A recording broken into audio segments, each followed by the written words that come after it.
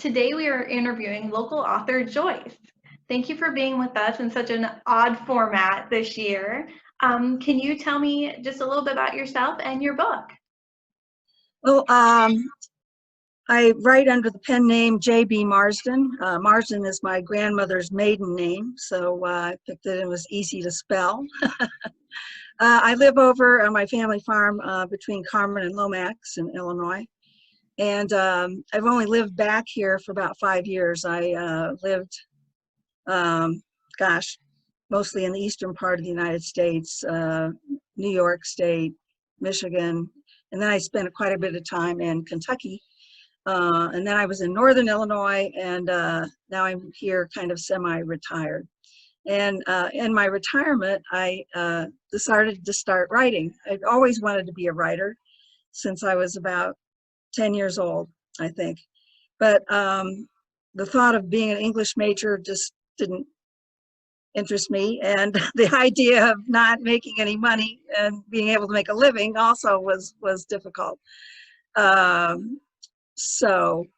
I'm here on my family farm where I grew up now. So Wonderful. So tell me a little bit about your books that you've got. Well, I have 5 books. This is my first one. Came out in 2018. I sent my manuscript to a publisher in California, and surprisingly, they said yes. And so that was pretty exciting. I had written a book in 1994, and I totally redid that one, and that was then my second publication. Then I have and that's a historical fiction, and it's based here on my farm. All of my books are lesbian related, women loving women. Some of them are romance, straight out romances. 2 are historical fiction, and as I say, the one is set here right in this area, and it's about women dealing with the incoming of railroads, and dealing with a banker who is less than forthcoming with his own things that he's doing to try to wrest control of this whole railroad thing. And that all is totally fiction, although a lot of what I put in there is based on actual fact of the railroads coming to Western Illinois and actually to Burlington as well. So there's that. Then I wrote the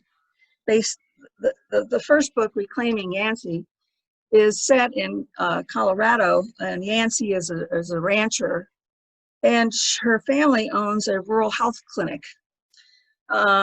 My PhD is in health policy, and so I did a lot of work. My work as a professor at the University of Kentucky focused on rural health, and it was just a no-brainer for me to write about rural health and rural situations, and especially rural health clinics that are funded by the feds to see anybody regardless of ability to pay.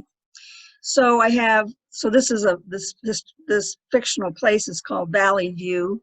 And so I have several then other Valley View books. The others are involve women one woman comes as a new administrator of Valley View. Another book is about an Episcopal priest and one of the physicians at Valley View. And then my next book, which I just sent to the publishers, is about the new administrator, is about the original characters, Yancey and her wife, who adopt a baby.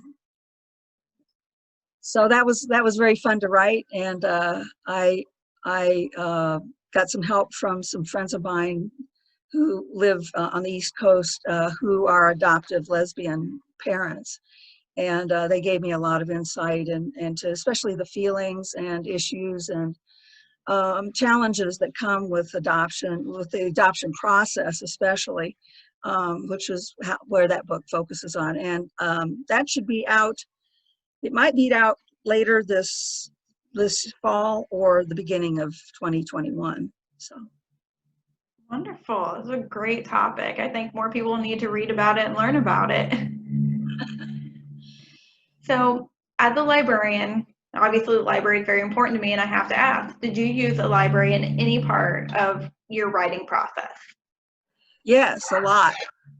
I actually went to the Burlington Library when I was looking at the second book in the Valley View series, because as I was writing, I had all the main characters were having dinner together, and they start talking about the priest among them starts talking about some of the reasons that she would not allow a marriage to go forward, and one would be abuse, and if she saw abuse or suspected abuse.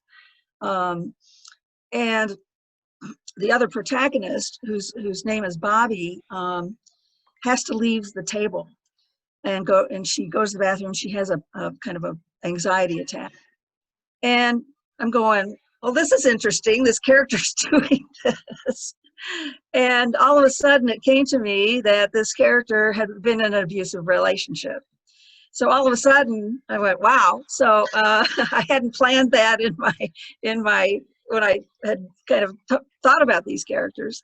So I had to come to the library to do some background work on abusive relationships and their aftermath with people and anxiety attacks.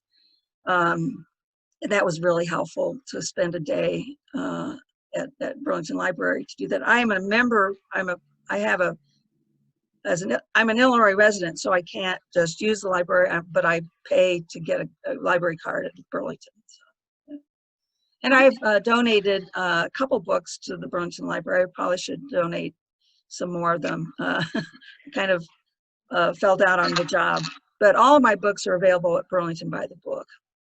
Wonderful. And I've done signings for all of them except the last one, which is called Family Ties, and that also has a relationship to Illinois because one of the main characters who goes to Colorado as the new administrator of the medical facility was from Illinois. So.